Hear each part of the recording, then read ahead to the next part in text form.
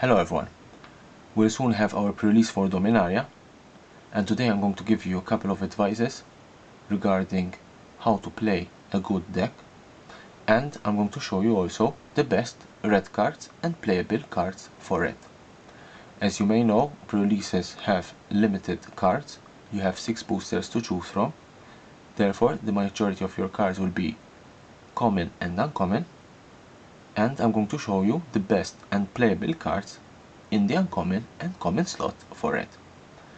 Some advices regarding pre-releases: try to stick always to a 40 deck with 23 spells and 17 lands and a minimum of 15 creatures.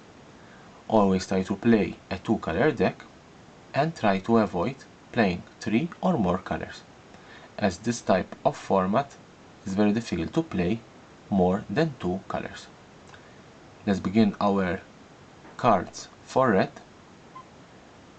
Fight with Fire, 2 and 1 red. It deals 5 damage, and if you can and manage to pay the kicker cost, which is at 6, you can deal 10 damage and you can divide among any numbers of targets instead. Sheaven Fire, for 1 red, it deals 2 damage to target creature. If you can kick it, it deals 4 damage to target creature instead. Flame of Kelt, it is a saga. It has 3 chapters. Chapter 1, you discard your hand. Chapter 2, you draw 2 cards. And Chapter 3, if a red source you control would deal damage to a permanent or a player this turn, it deals that much damage plus 2 to that permanent or player instead. It has a downside of discarding your hand, but if you can manage to play this card when you don't have any other cards in your hand, then the next turn you will draw automatically 2 cards. Wizard Lightning, 2 and 1 red, it deals 3 damage to any target. Remember that any target means that you can deal damage to creature, player or planeswalker. If you control a wizard, this spell costs 2 less. Therefore, this is a lightning bolt for wizards. Champion of the Flame, for 1 and 1 red, it is a 1/1 creature with trample, but if you can manage to attach an aura or equipment to this creature, it gets a +2/+2 extra. My advice is that if you are going to play this creature, try to put a couple of aura or equipment that you can put them on this creature.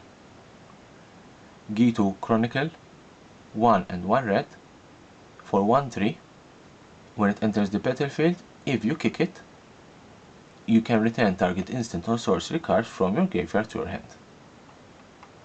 Gitu Journey Mage, for 2 and 1 red, it is a 3/2 creature. When it enters the battlefield, if you control another wizard, it deals 2 damage to each opponent.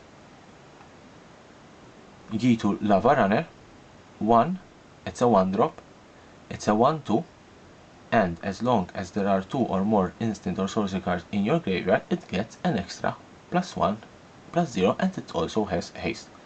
This is an excellent 1-drop that I would advise that you play it if you play red. Goblin Warchief, 1 and 3 red, it's a 2/2, and goblin spells you cast cost 1 less to cast. Also, goblins you control have haste.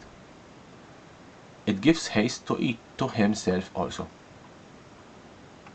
Keldon Overseer, 2 and 1 red, it's a 3/1, it has haste, and when it enters the battlefield, if you kick it, you can gain control of target creature until end of turn, and you untap it and gain haste until end of turn.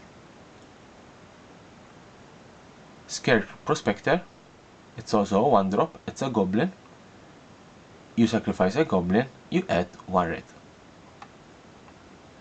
Skidzik, 3 and 1 red, it is a 5/3, it has trample and haste, and if you don't kick it, you need to sacrifice it.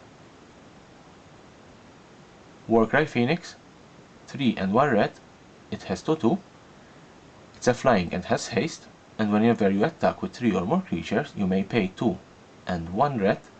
If you do, you return Warcry Phoenix from your graveyard to the battlefield tapped and attacking. Last, Valdo, Keeper of the Flame, 2 and 1 red, it's a legendary creature, it's a 3/2, and at the beginning of combat on your turn, for each aura or equipment attached to Valduk, you create a 3/1 red elementary creature token with trample and haste. You exile those tokens by the end of next end step. These are the best playable cards for red. My advice that you play these cards if you find them in your limited cards, and good luck for your pre-releases.